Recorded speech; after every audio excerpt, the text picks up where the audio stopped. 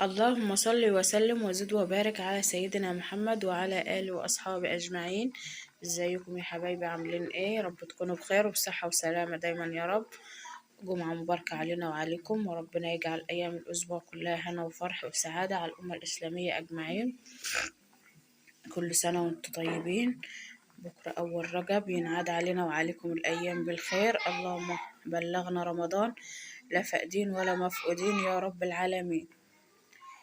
تمام. النهاردة كده الجمعة.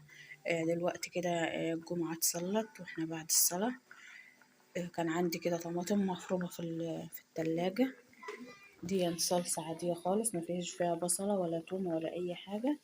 معلقتين زيت وطماطم مفروم خشن، ونزلت عليها بمعلقتين بملح، ونص الملح سكر علشان خاطر حموضة الطماطم وغضضتها، وحطيت عليها نص معلقة من السبع بهارات وسبتها تغلي مع بعض كده زي ما انتم شايفين. نزلت عليها بمعلقتين زيت. وده توم مفروم عندي اهو، اللي هو كان اللي انا كنت فرماه، معاه بهارات ومعاه فلفل اخضر. وكنت حاطه عليه يعني ايه زيت مادة حافظة كده. تمام اهو. قلت بقى كده ايه النهارده هنعمل غدا جديد كده من نوع على القناة، أول مرة أعمله عندي على القناة. يا رب يعجبكم وينول رضاكم. أنا شفته في قناة قبل كده حد عامله، قناة كبيرة يعني، فقلت إني أجربه. تمام. دي كده طماطم زي ما انتم شايفين اهي. نعمل طبيخ. ممكن طبخ بطاطس، فاصوليا، لوبيا، بسلة، أي تقاوي انت تحبيها أو أي بقوليات انت تحبيها. تمام. النهاردة التقاوي بتاعتنا بصل. هنعمل طبيخ. الطبخة دي اسمها المبصلة. بتكون زي ما انتم شايفين كده اهي. كمية الطماطم وكمية بصل اللي انت حباها او اللي انت شايفاها مناسبة لأكلك. تمام. انا هنا عاملة اللي احنا 4 اشخاص انا وولادي، فعاملة كده لكل واحد 4 بصلات، بحيث يبقوا 2 في الغدا و2 في العشاء، يعني بحيث ان لو اتبقى تقلية او حاجة ان يعني ايه يكون فيه بصل، ما يكونش الطبيخ ناشف. تمام. اي كمية انت حباها تقدري تنزلي بيها. تمام. اهو يا جماعة زي ما انتم شايفين نزلت كده بكمية البصل اللي انا عاوزاه او اللي انا شايفاه مناسب لينا طبعا. وهزود شوية مية مكان برطمان الثوم. اهو رجيته بشوية مية، بيبقى فيه حاجات ناعمة بسيطة كده. فاعملها وهسيبها بقى تاخد وتدي كده مع بعضها لحد ما البصل يستوي. ما يغركوش يا جماعة، البصل هيكون من بره مستوي لكن هيكون من جوه لسه نص سوا او مش مستوي قوي. ونسيت اقول لكم البصلايه شقيها شقه كده بسيطه من الجنب، بحيث ان الصلصه تخش لقلب البصل من جوه. الاكله دي او الوصفه دي اسمها مبصله او طبيخ البصل زي ما انتم شايفين كده. وبقيت يعني ايه مؤخرا اطبخ كده على الطريقه البدائيه على الوابور او الباجور زي ما احنا بنقول. فهو بيهبب الحلال كده زي ما انتم شايفين، ولا الكانون يعني. الله المستعان بقى. انا جيت من السوق كده كان عندي لبن غليته فوقع على البابور، فهخلص وانضفه يعني لان والوابور شغال كده يشد اكل كله مرة واحدة. تمام. ده مكان. اللي عارف الوابور او اللي عنده وابور ولا لسه شغال في الوابور يقدر يقول لي كده في الكومنتات. انا عندي وابور او انا عارف الوابور ده هو ايه. دي طريقة البدائية قبل البوتاجازات. ده اكتر حاجة يعني ايه كانت حديثة بعد الكانون اللي هو الوابور اللي كان بالطين ده يعني. وده اللبن اهو اللي انا غليته في حلة تانية ولما خلصته عشان اغسل الحلة التانية لان مكانها صدى وبيصد مكانها، حطيته في الحلة دي. تمام. ودي عندي صلصة اهي، كانت عندي في التلاجة، بحيث لو المبصلة او البصل احتاج لطماطم او صلصة يكون عندي. هو كده خلاص البخار طلع منه. دلوقتي هغطيه علشان خاطر ما يعملش وش مقشف. طبعا ده الخس اللي كان معانا في الفيديو بتاع الكريب امبارح. ده ورقه كده اهو زي ما انتم شايفين، بفرده على صينية هنا كده يدبل. وبقيت الخصاية اهي، هي كانت خصاية قسمتها بالنص، جبت نصها امبارح على العشاء والنص ده كده فضل كده. تمام. نيجي هنا بقى على مشتريات السوق، مشتريات الهنا علينا وعليكم يا رب. جبت هنا كده فراولة، الكيلو كان ب15 جنيه. جبت كيلو كده على قد الولاد، وهحوش منهم برضو لرمضان. يعني يبقى لي حبة كده. بجيب كل تسويقة الكيلو أو كيلو وربع، باخد منه لرمضان وبسيب منه للولاد. وجبت هنا 2 كيلو طماطم. الطماطم كانت ب4 جنيه وب5 جنيه. السوق ده أنا جايباها ب12 جنيه. وجبت هنا كيلو خيار، الكيلو كان ب5 جنيه. وجبت كده كيلو برنجان اهو، برنجان مكبب او كبي. وجبت هنا برضو نص كيلو فلفل احمر على اخضر. وجبت هنا كوسة، الكوسة دي كانت الكيلو وربع ب10. وجبت هنا برتقان للولاد كيلو ب5. وجبت لهم هنا نص كيلو رنجة اهو على قد الولاد كده يعني. اهي بسم الله ما شاء الله، نص كيلو رنجتين وهما كبار يعني اهو. الرنجة اغلى من السمك ليه مش عارفة يا جماعة. كيلو ب35 جنيه. الله المستعان. الحاجات كده يعني في متناول الجميع، ربنا بس كده يثبتها وهتكون في متناول ايدينا كلنا. ربنا يرخي قوتنا وقوت المسلمين اجمعين يا رب. ولو ان في ناس ما بتقدرش تجيب كيلو الخيارة ب5 جنيه، الله المستعان. اللي بيخزن طماطم يلحق يجيب ويخزن يا جماعة، لأن الطماطم شكلها كده هتغلى، لأن السوق ده كان ب6 جنيه. تمام. أنا عندي من السوق اللي فات، بسم الله الرحمن الرحيم، عندي هنا برتقان أهو ويوسفندي. دول كده من السوق اللي فات. الحمد لله يعني. وكمان برتقانتين أهو. لا دول قشرتهم بايظة، أنا أول مرة أشوفهم، أخدهم أهما.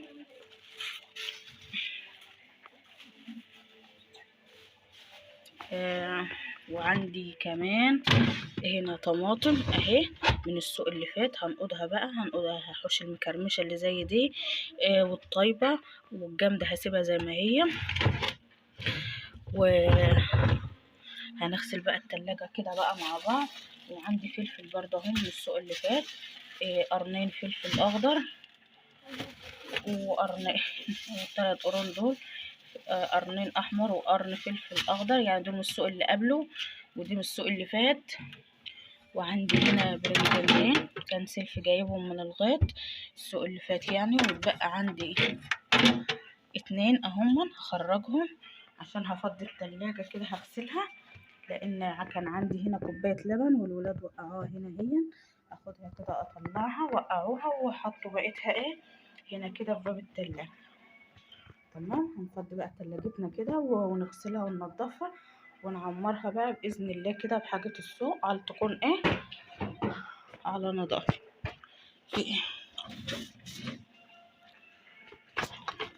تمام.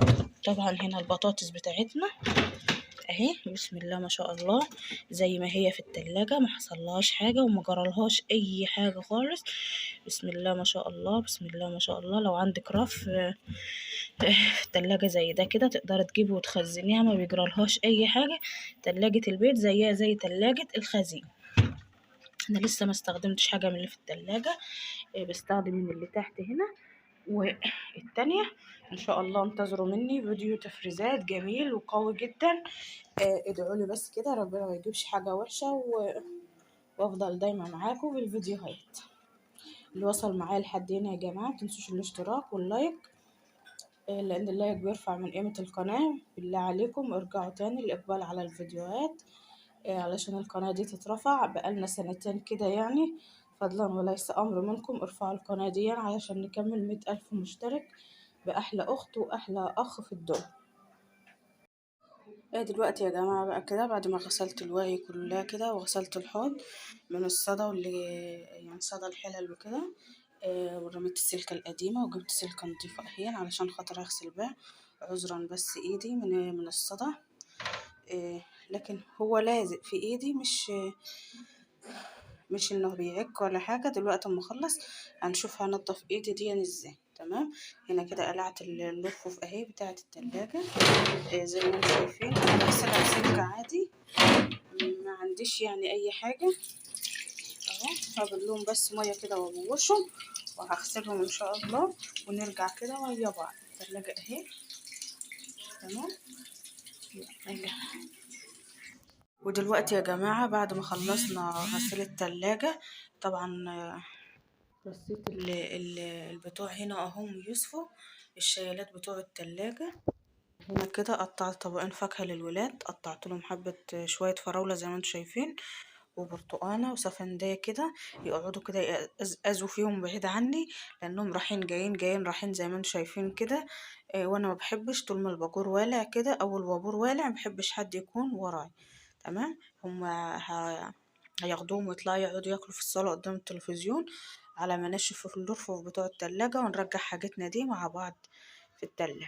دلوقتي بقى يا جماعة كده زي ما شايفين اهو، بعد التلاجة ما الرفوف نشفت ونشفتها، رجعت كده كل حاجة مكانها تاني اهو.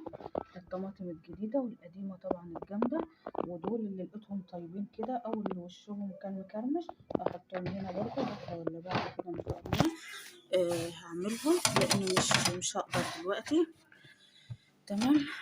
وهنا كده الطبق ده حطيت فيه الفلفل القديم والفلفل الجديد والكوسة والخيار زي ما انتم شايفين اهو. وهنا بقى البرتقال والسفندي، ودول علب كده فيهم حاجات جبنة وكده يعني. تمام كده روقنا تلاجتنا ونضفت بقى اهي، نقفلها كده علشان خاطر مفتوحة بقالها كتير. تمام. ونيجي هنا بقى يا جماعة دي الأكياس كده اللي طلعت بتاعة الخضار ومكن الفراولة، همسكها أغسلها بقى كده دلوقتي وهنضفها وأخلي ولادي يطلعوا ينشروها فوق. يبقى فوق أخلي ولادي ينشروها على سطح على الحبال في البلكونة. وهنا كده يا جماعة الطبيخ طبعا استوى ورفعته فوق، وهنا طبخت دقية رز اهي أو شوية رز زي ما شايفين. هو اتردد كده وطفيت عليه سيبهم يردوا مع بعض كده 10 دقايق على ما اجي اغرف للولاد ياكلوا. تمام. خرجت كمية الفراولة دي بعد ما وديت للولاد اكلوا منها، او هحطهم في كيس دلوقتي واحطهم في الفريزر، لان عندي الولاد عندهم حساسية منها. كفاية كده الكمية اللي هم اكلوها النهاردة، وطول هم مماش شايفينها قدامهم بيكون عادي. لو هم شايفينها مش هيخلوا منها حاجة خالص. البرتقال والاستفندي طبعا مفيدين كلهم فيتامين سي، والموز وكده، بس انا ما بجيبلهمش برضو الموز على طول لان عندهم حساسية من الفراولة والموز. والموز اصلا بطبيعته تقيل علينا احنا ككبار، ما بالكم بقى بالولاد لان عندهم حساسية وتقلبات الجو وكده يعني. اهو يا جماعة ده شكل البصل بتاعنا اهو، او طبيخ المبصلة بتاعنا واهون، بس عشان انا مش مالكاه بايد واحدة. تمام. دلوقتي لما اجي اغرف للولاد هنشوفه مع بعض. تمام. وكده يا جماعة وصلنا لنهاية الفيديو بتاعنا اهو، وده غدانا البسيط الخفيف كده. ده الرز اهون، وحطيت كده حتة مخلل او حادق لفت طبعا كنت مقدماه امبارح في الكريب، وقرنة اسمه ايه كروم. تمام اهون. وده شكل البصل بتاعنا اهو. بسم الله اهو يا جماعة شوفوا مستوي من بره ومن جوه اهو. والطعم بقى يعني بسم الله ما شاء الله لان انا عملته قبل كده، طعمه حلو وجميل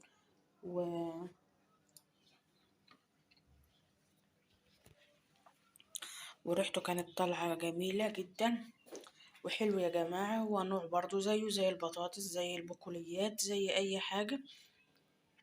واحنا اصلا بنحب البصل في الشوربة، وكلنا بنحط بصل في الشوربة وبناكله وبنستلذ بيه. انا غرفت كده كميات بسيطة، ولو حبينا تاني هنحط اهو. الصلصة بتاعته مش تقيلة ومش خفيفة، وتخريطه او فرم الصلصة بيكون خشن زي ما انتوا شايفين كده اهو.